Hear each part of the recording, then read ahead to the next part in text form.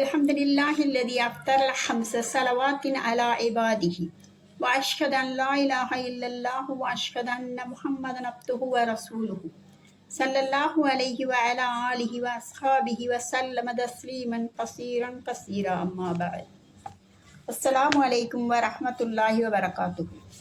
இஸ்லாத்தின் கடமைகளில் எல்லாவற்றிற்கும் முதல் கடமை தொழுகையேயாகும். மேலும் ஆண், பெண், வாலிபர், வயோதிகர், ஆரோக்கியமுள்ளவர், ஆரோக்கியமற்றவர், ஊரில் இருப்பவர், பயணத்தில் இருப்பவர் என எல்லோரின் மீதும் தொழுகை கடமையாகும். ஆக என் நிலையில் இருப்பினும் தொழுகையை விடுவது அறவே கூடாது.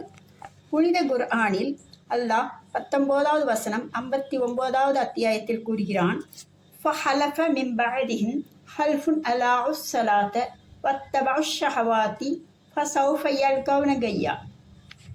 மேன் கூறிய நன் மக்களுக்கு பிறகு வேறு சிலர் தோன்றினர். அவர்கள் தொழுகையை வீணடித்தார்கள், மனோ இச்சைகளை பின்பற்றினார்கள். அவர்கள் விரைவில் தீமையை சந்திப்பார்கள். இன்னும் 29வது வசனம் 45வது அத்தியாயத்தில் கூறுகிறான், உத்துலு மா ஊஹிய இலைக்க மினல் கிதாபி வ அகீமிஸ் ஸலாஹ் இன்னஸ் ஸலாத்த தன்ஹா அனில் ஃபஹ்ஷாஇ வல் முன்கர் வலதிக்ருல்லாஹி அக்பர் வல்லாஹு யஅலமு மா தஸ்னஊன். நபியே, உமக்கு அருளப்பட்ட வேதத்தை நீர் ஓதுவீராக, நிலையாக தொழுவீராக. நிச்சயமாக தொழுகை அருவருக்கத்தக்க காரியங்களையும் தீய காரியங்களையும் தடுத்து நிறுத்தும். அல்லாஹுவை தியானிப்பதே மிகப்பெரிய நற்செயலாகும். நீங்கள் செய்பவற்றை அல்லாஹ் அறிகிறான். இன்னும் புனித குர்ஆனில் 62க்கும் அதிகமான இடங்களில் தொழுகை நிலை நிறுத்தும்படி கட்டளையிடப்பட்டுள்ளது.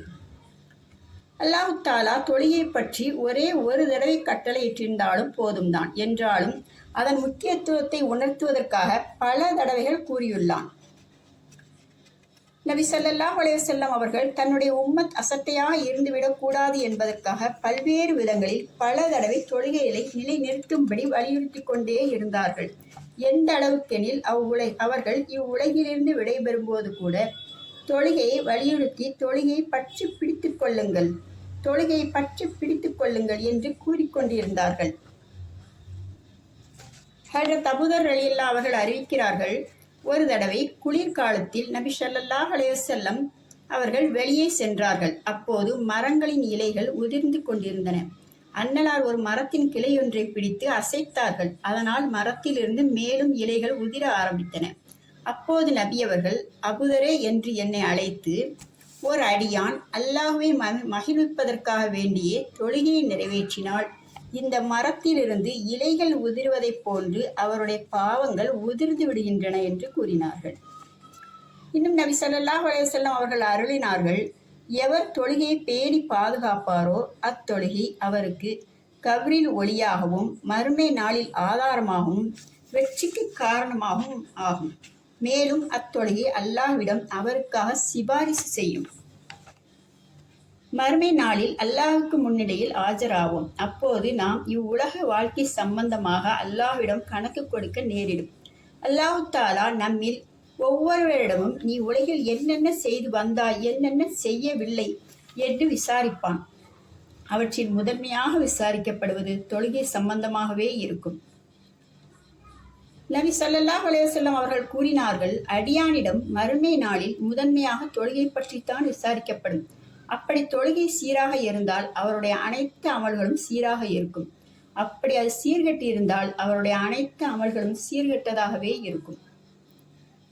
தொழுகை விடுகின்ற ஒரு மனிதனுக்கு அவனுக்கு கபூரிலே தண்டனை ஆரம்பித்துவிடும். கபூரிலே அவனுடைய தலை சிதைக்கப்படும்.